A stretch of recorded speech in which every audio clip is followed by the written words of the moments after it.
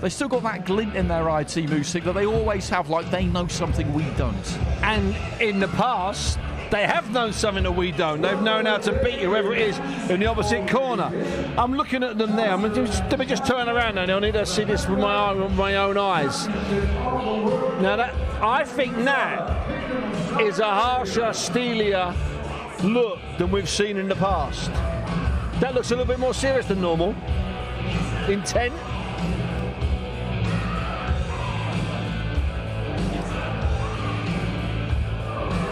No one's breaking that, Andy.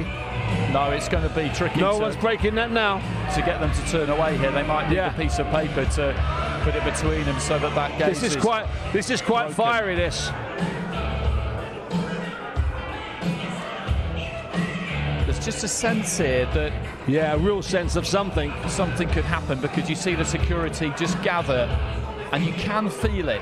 You can feel that whiff of cordite sometimes, that something's about to go off. And you never felt that at any other stare-off between these two. It's the first time I've been present at one of their stare-offs. It's probably about the full 4/5 stare-off. It's never been this intense, never. And it's going to take one of the team members here to convince either one of them that this long stare down needs to be broken. They stared into each other's souls for 12 rounds, didn't they, back in May, and they saw no weakness, and they're continuing to do it now, and they still see They're still looking, but they've not found it, Andy. This is incredibly intense. It's maybe not going to set records for stare downs, but they've stared down now longer than they've ever done in the past, and it's about as intense as I've seen it. No comedy, no faces, just a glare and a stare. Neither one is twitching even a fibre of a muscle. They are absolutely still. They're like statues.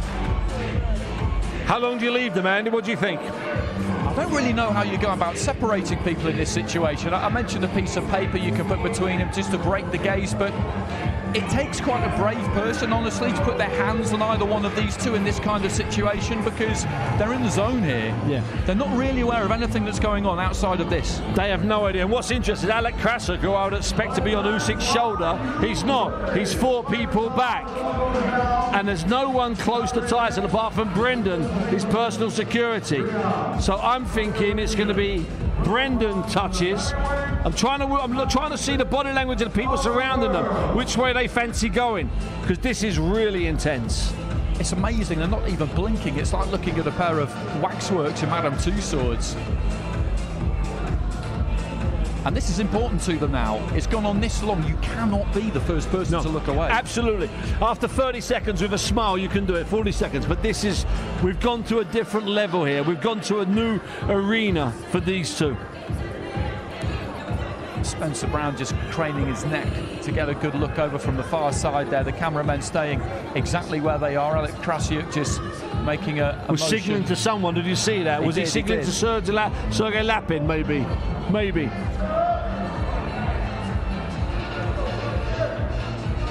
And Fury's gone into that place. They both have in this current moment, but in camp as well, he's gone into that place. He's gone for that old school seclusion where he's really just sat in the misery of defeat. He claims otherwise, that he didn't really take time to process it. Rubbish. It is what it is. Yeah, rubbish. That's not what they do. Absolute rubbish. You know and I know that's not the case. He's in a hole, he's been in a hole, and it's a dark hole and it's a black hole, and he's been in those places before. He's battled in his head every single moon and every single night, Oleksandr Usyk. He's never going to admit it, but we know it. You can see it in his eyes. This is amazing. I wish we'd have run a clock over this, Andy. How long is this going to go on for? Because, as you said, we've got to the point now, so far past the point of no return with this.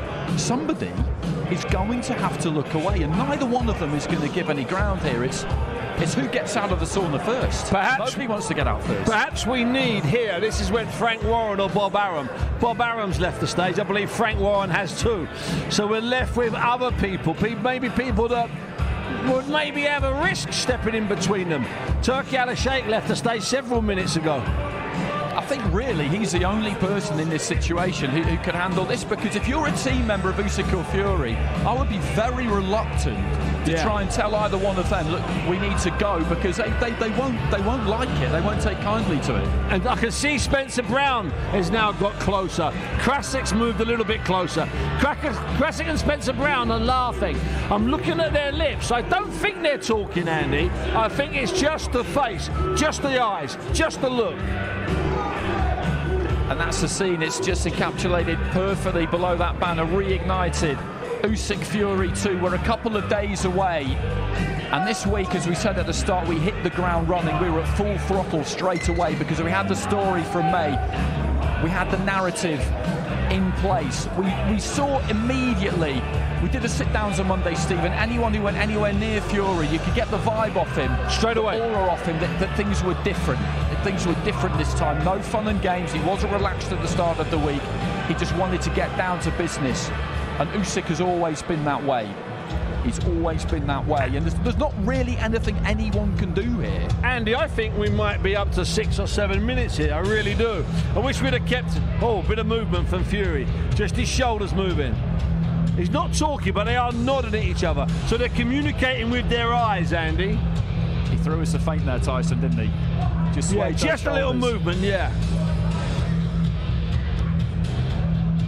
And people might wonder why this is important, why does it matter? You don't win a fight in a stare down, that's what people say, but when it gets to this kind of level, this kind of length, now it does matter. And Lennox Lewis would disagree with you.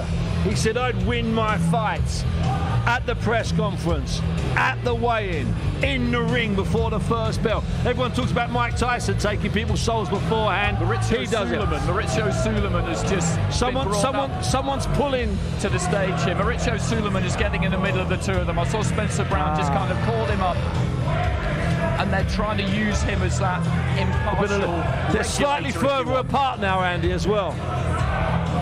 There are now hundreds of people surrounding, cameras, lenses everywhere, microphones being dropped in. The security are trying to work out an easy exit way. The two boxers they're now a foot further apart. Tyson shaking his head. There's a lot of people in the middle. Maurizio Suleiman is pleading. He's pleading with Usyk, Andy, pleading. It's been going 7 minutes, I'm told. What they're going to have to do here is they're going to have to make sure these two both reverse out, aren't they? Nobody's going to want to turn around, but if they get them separated by enough distance, eventually they'll lose that eye contact. But Andy, they're in a standoff, a cul-de-sac of their own emotions. This is not going to be easy to reverse from. They're not going to break into smiles, shake each other's hands and walk off and grab a soft drink on the way to their hotel rooms. Well, somebody's holding up an accreditation there, and I think that was to try and break the stare. To try and break the stare. This is where Tyson Fury, being 6'9", is really unhelpful, because if you have somebody the same height or a couple of really big lads, you could get them in there and block his gaze. Maurizio Suleiman of the WBC, he's now appealing to Brendan, big Brendan, who goes everywhere with Tyson Fury. Brendan's talking back, and I don't think it's necessarily very good what he's saying. No one's going to break these two. They're going to do this until at some mutual point, or worse, something happens.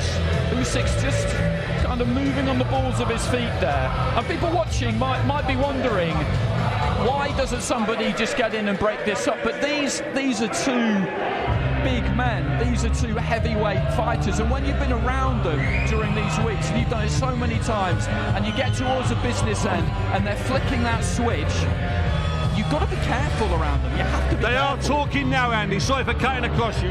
They are talking now, and that's generally a sign that we can get somewhere, because the focus, the pure staring, has been broken.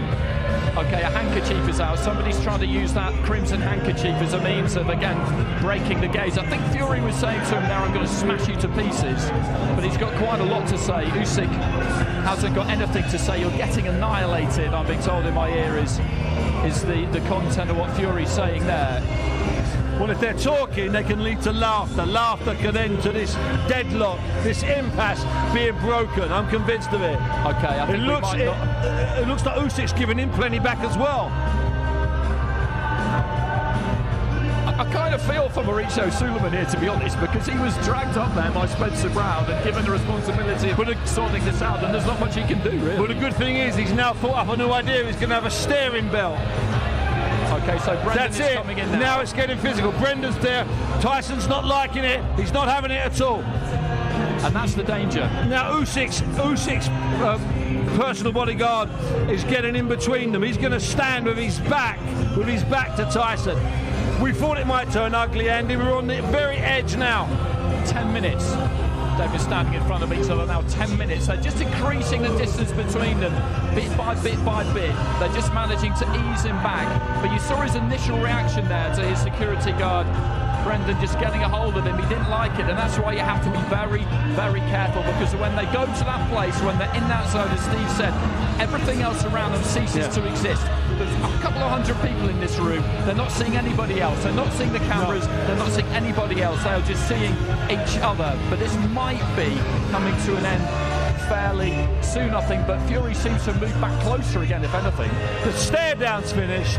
They've broken away at a distance. Now it's just insults. But it is serious there. It's high velocity on that stage. It's extremely volatile on that stage.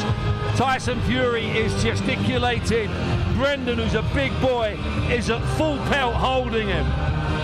Fury just pointing his finger at Usyk there and wagging it at him in quite aggressive fashion. Usyk now. He would God devastated. Constant pressure. Don't be afraid. We've got to put that behind us.